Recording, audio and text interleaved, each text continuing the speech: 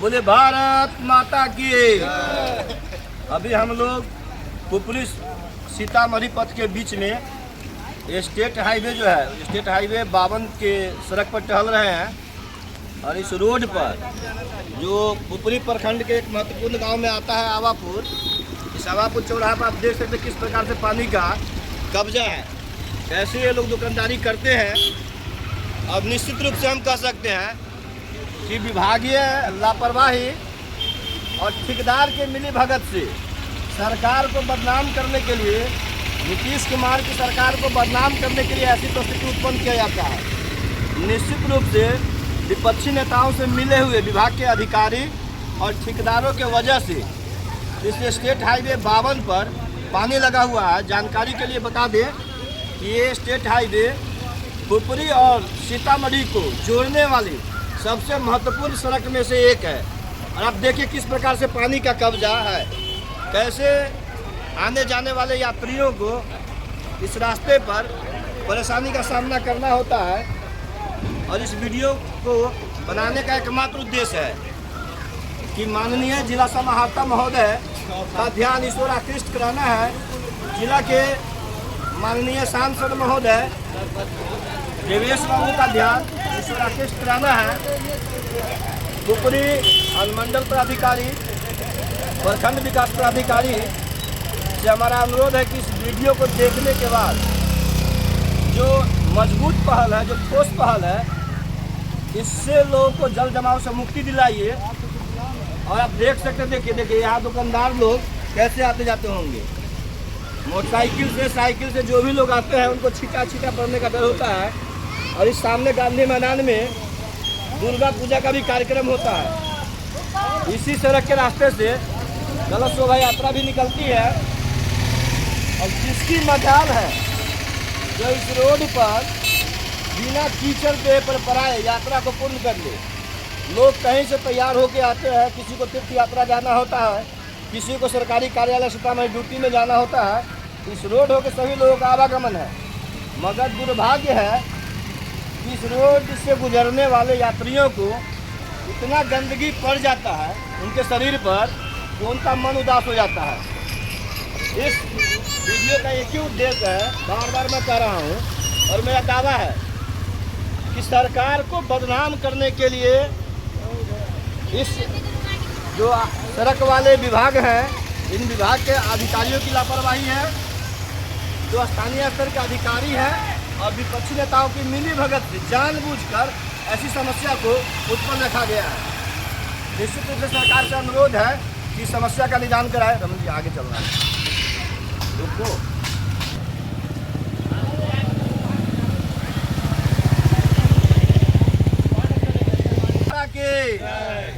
अब आप देख सकते हैं कि अभी भी हम लोग आवापुर ग्राम में ही खड़े हैं।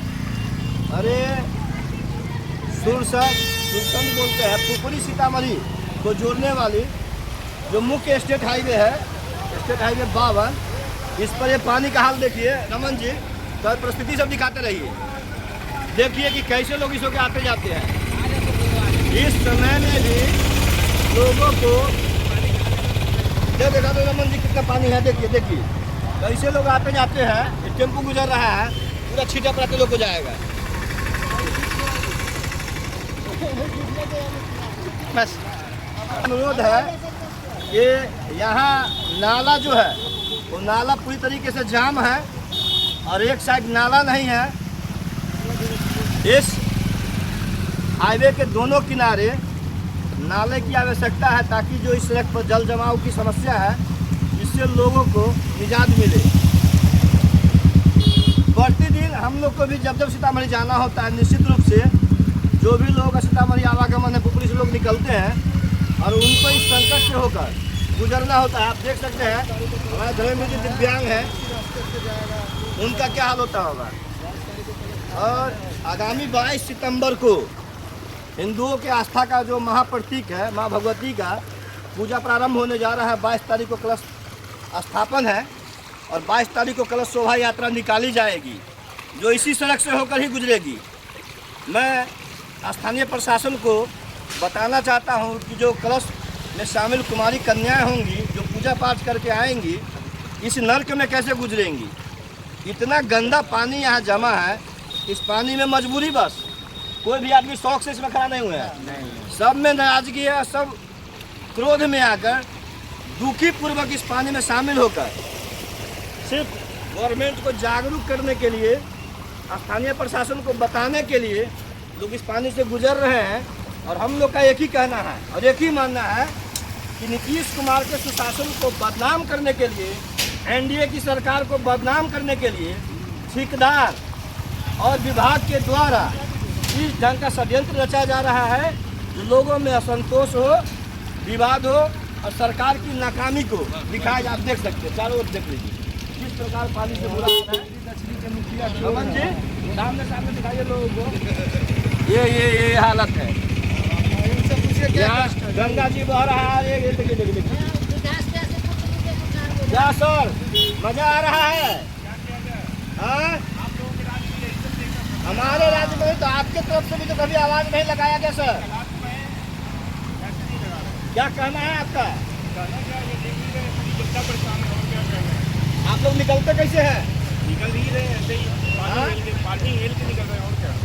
तो सरकार देख लीजिए कि जूता पहनना तो दूर की बात है, संभ्रांत ढंग से कपड़ा पहनकर भी लोग यात्रा नहीं कर सकते हैं। आइए बाबा, आइए बाबा, इधर आइए, बाबा का दीजिए। देखिए बाबा कैसे आ रहा है क्रोध में। आइए बाबा। हमारे इलेक्ट्रिक का काम है, घर है तो मैं कहाँ जाऊँ, कहाँ जाऊँ तो जाऊँ कहाँ। पूरा दिक्कत बाबा को बोला दे, बाबा को बोला दे। बाबा आप बोलिए ना, क्या कहना है बाबा इस समस्या पर? इधर आइए। समस्या तो यही है कि इसका हल होना चाहिए।